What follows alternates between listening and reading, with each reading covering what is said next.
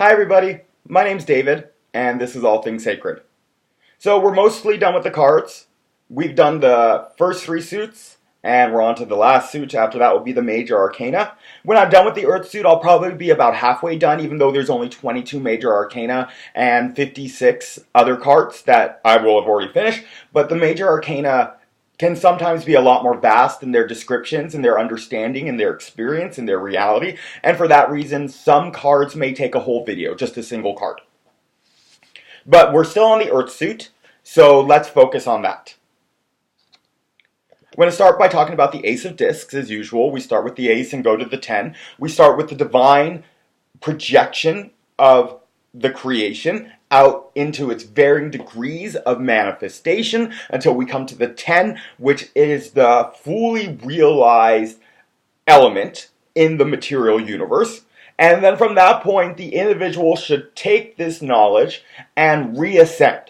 They're sitting in the 10 when we exist. We're sitting in the 10. We're sitting with that, oppression or that ruin or that satiety. And also connected to the 9. Looking upwards, we go through the 9 a lot, but we're sitting in the 10 with an experience of the 9. With actions that look like the 9. And we have to go back upwards. So, pretty much take these descriptions, go reverse, and break through those blockages to get back to these divine realities that exist within us. These divine realities are represented by the aces, again, which don't have a physical, material manifestation. They're only potentiality. But when we tap into this potential, this source, this cause of everything that follows, then we tap into our true cause, the divine within us. And these potentialities become realized realities. They become realities. The Ace of Discs is the quality of divine eternalness. Whereas the cups was the idea of divine omnipresence, that divinity fills the entire space of the cosmos. The Ace of Discs, eternalness, goes to say that this space isn't only one that's space, but it's time too. That time can be seen as part of the space that the divine fills fully, from beginning to end, outside of time as well, since the divine is the source of time and the cosmos. They can sit untouched outside of the beginning and end and middle of the universe and see it all in action at once, where the entire cosmos is constantly being created, preserved, and destroyed. This is a way for us, when we recognize our divine eternalness, to combine our powers with those of the wand suit, which gives us that direction, that will. The earth suit and the eternal nature of it is how we actually bring these things, not just to manifestation, but really to materialization. To bringing things right in front of us and being really that co-creator. Some things I wanted to mention as well that these qualities of omnipotence, omnipresence, omniscience, and eternalness seem to the ego to be impossible. They seem like grand ideas that are just idealistic, that hold no reality to them. And that's what the ego is conditioned to believe. That's what the ego is trapped within. That's why the ego can't recognize its divine nature, and the ego can't ascend itself. It has to transcend itself. The ego becomes something much greater. And this eternalness that we're talking about really is connected to the ego, because what quality of God fills the entire space of creation from beginning to end is not this, it manifests as the entire physical cosmos, but the true or a more true essence of the divine that fills it is consciousness. The entire cosmos is pervaded by the divine consciousness. The divine ego. The ego that has no sense of separateness. The ego that has truly no sense of this little self.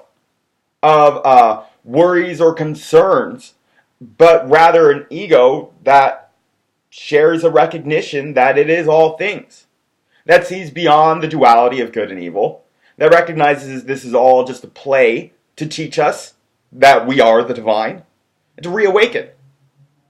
That shows that this entire cosmos, all the plans put into play, all the laws that the cosmos follows, have a life to them. That inanimate things, with their vibrating atoms, obviously, as this card shows, I'll talk about that in a moment, are alive with consciousness. That movement is like the dancing Nataraj, the dancing Shiva of the Hindu tradition, who fills all the space with his life. One might not think of matter as a moving, living thing. Matter seems to be insentient and dead, until it's filled with the breath of the divine, and then sentient beings appear, and they seem to exhibit life. But that's only part of the truth. Because one who recognizes their eternal nature, one who can fill the space with their omnipresence because they find it within them, realizes that everything is alive. Everything from empty space to a desk, obviously to cats and dogs and people. Everything has life. And it's the divine life within that you start to see more and more when you recognize that divine life within yourself. When you break free of judging others, which the earth suit has somewhat to do with, looking at the material, external nature of things. When you break free of that, and you find the purpose for all of this play, all of this show, all of this space and everything that fills it, is to express that divine life, you see that within you first, then you see it suddenly in the world all around you. That life that you see no longer becomes a judging quality because you don't see anything as other than divine. All things sacred. All things become sacred. That's the nature of the earth suit. The Ace of Discs talks about how this is all things, that nothing is excluded from this, and how it's all alive, how matter is vibrating with life. You could see the whirling wings, the dancing nature, the movement of this card, which is supposed to be the source of all matter. But matter isn't dead. Matter is alive with the life of God.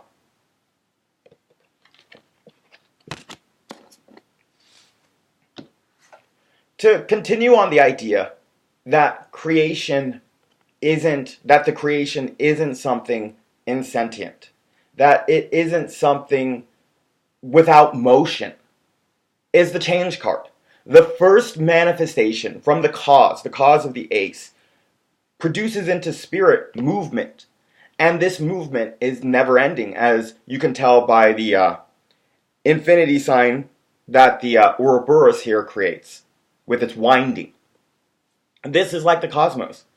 It's constantly changing, constantly in motion. I talked in the last video about how your body regenerates all its cells every 7 years. You become a completely new individual.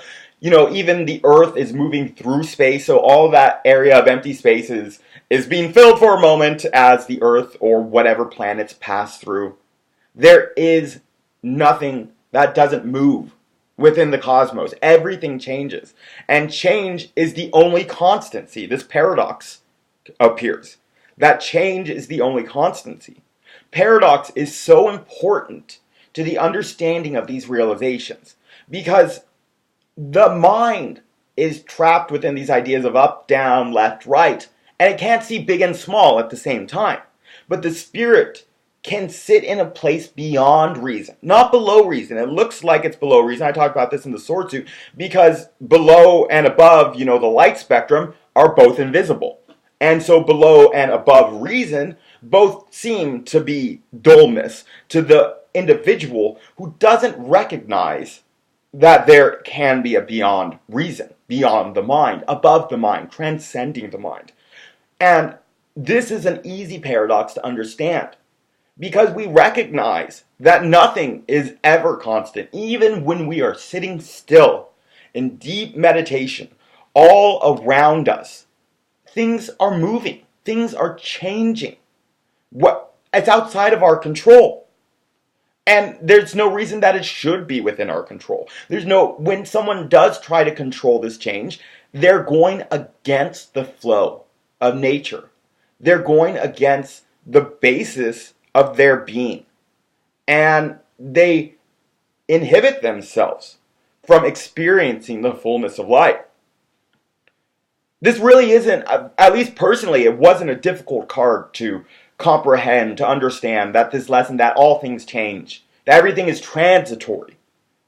It came to me very easily, but that could be a personal thing. This lesson could be very difficult. And one's focus should just be, like I talked about again in the last video, a meditation on the transitory nature of our life.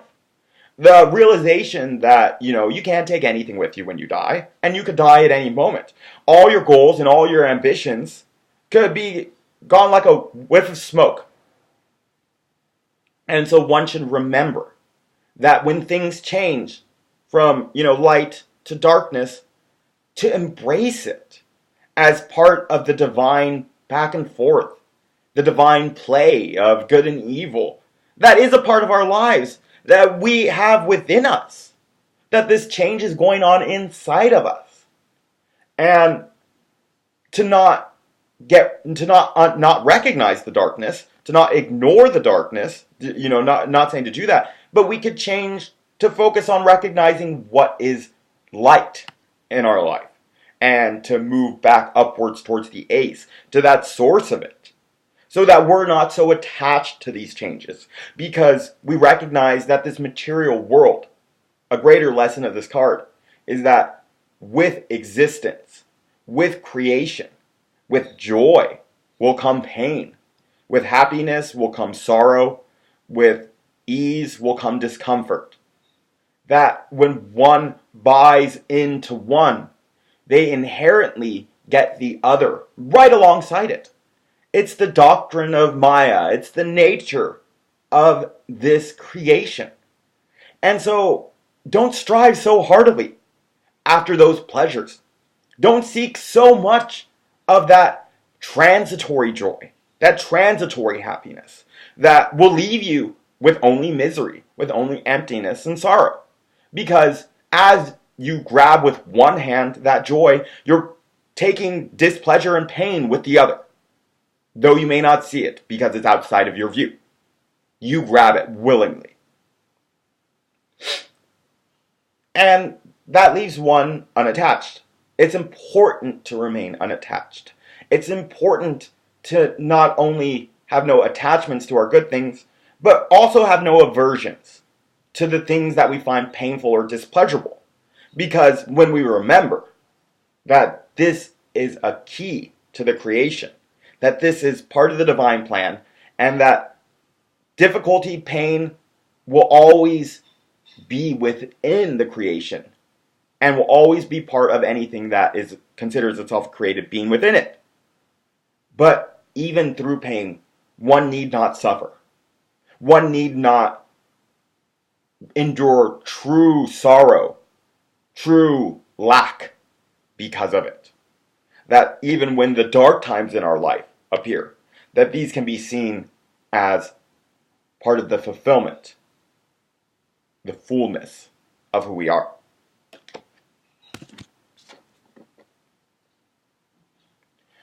I only did 2 cards, but I'm actually going to stop there. I'm already at 14 minutes. My video seems to be going fine. I'm not very choppy at all here. But let's just call it safe and do the ace and the 2 for today. So, thank you very much. Love you all. And I will talk to you soon.